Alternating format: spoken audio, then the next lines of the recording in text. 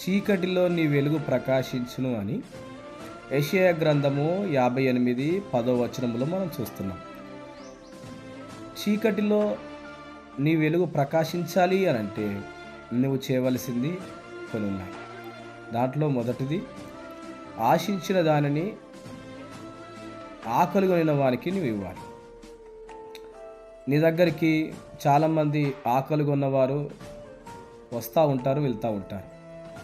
వారి ఆకలిని నువ్వు గమనించి వారికి నీవు ఆహారం పెడితే చీకటిలో నీ వెలుగు ప్రకాశిస్తుంది. అలాగే శ్రమపడిన వానిని గుర్తించి వాని తృప్తిపరిస్తే, వానికి ఏ శ్రమ ఉందో ఆ శ్రమను నువ్వు గుర్తించి అతన్ని నీవు ఆదుకుంటే, అతనికి నీవు సహాయం చేస్తే, ఇదిగో చీకటిలో నీ వెలుగు ప్రకాశిస్తుంది. అలాగే ఆ వెలుగు ఏమవుతుందో తెలుసా? అంధకారములో ఉన్నను అది నీకు మధ్యాహ్నంలాగా ఉన్నట్లుగా ఆ వెలుగు నేను ప్రకాశింపజేస్తుంది.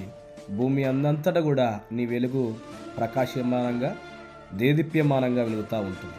కాబట్టి నీవు మాటలు గమనించి మన జీవితాన్ని ప్రభు కొరకు వెలుగుమయంగా మారునట్లు మన ప్రభు దగ్గర వినయ విధేయతలు కలిగి మనం ఉందాము.